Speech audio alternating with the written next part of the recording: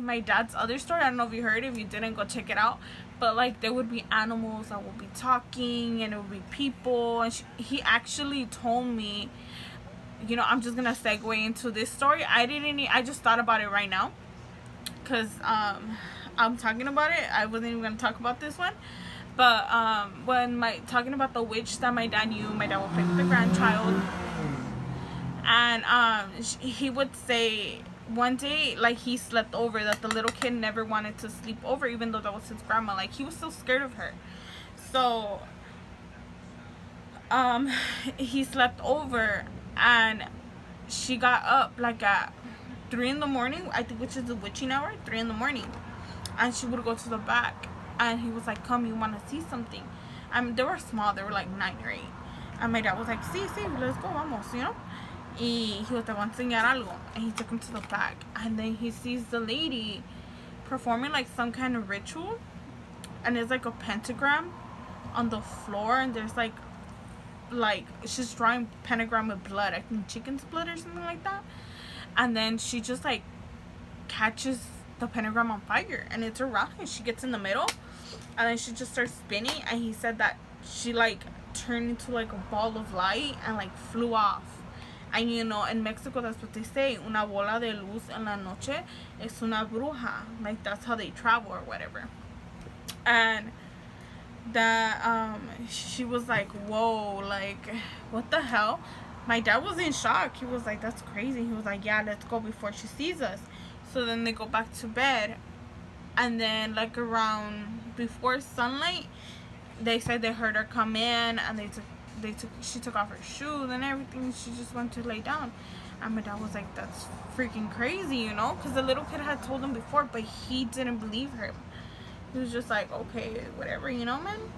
And that's when he realized that, okay, this is actually like a high witch, and apparently like the other witches in the colony like wouldn't mess with her because she was bad. That one of the other little kids that was there kind of like cussed her out or something. So she told this little kid, apologize or it's gonna go bad for you.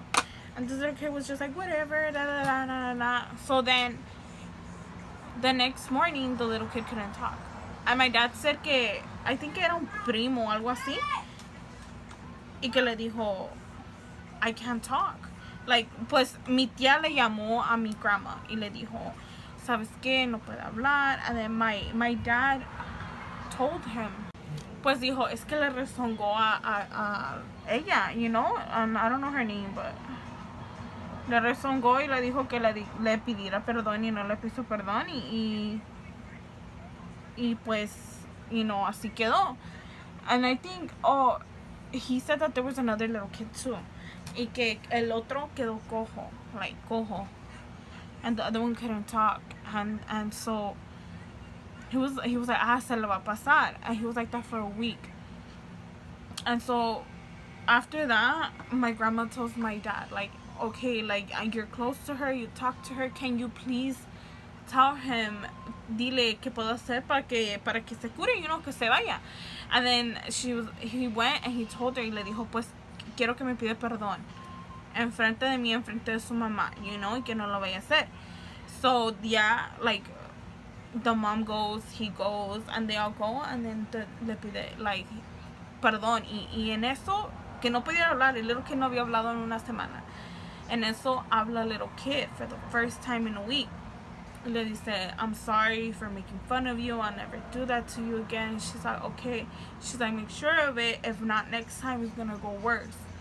So then that happens, and they leave. And I think the other little kid didn't tell her sorry, so se quedó like cojo. My dad said que al día, because he said it was a primo, que hasta el día está cojo, that he's bad from his knee.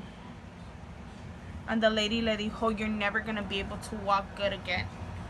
And yeah, he's 45, 46, and he's fucked up knees. So it's crazy, man. He even told me que las otras brujas le tenían miedo, que era más cabrona, que iban personas que like had work done from other people on them, and she would reverse it. She would reverse it for them. and they wouldn't fuck with her. They wouldn't fuck with her. Like when my dad came over here to the US, he was 12 years old. Came with his mom, but his mom went back and he stayed here. And que le decía, ella le decía, I'm gonna try these new lashes. I got them from Dollar Tree. They're Ayani mink lashes. They're full dramatic ones. I love dramatic lashes, so let's see how they feel. They're really pretty, actually. I don't know if I'm gonna wear foundation though. Oh, okay. Miss Ayami.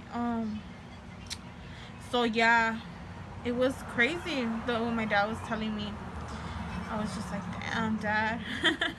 It's like, yeah, you couldn't mess with her. Y que le decía la lady a mi grandma, like, que le hiciste al niño, like, que hiciste al niño.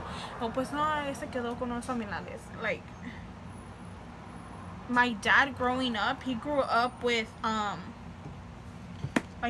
he grew up with family, he grew up with friends, he grew up with family friends. He grew up alone. He didn't grow up with his parents. You know, he was 12, 13 here. He met my mom at like 19. No, actually they were younger. They were like 18. I also bought the glue because they had a glue called Everlasting Lash Glue. So I'm gonna try it out. I don't think I'm gonna wear foundation, but yeah. So he's seen a lot. He's very woke. And that's one thing that he told me about the lady. He was like, be careful with them.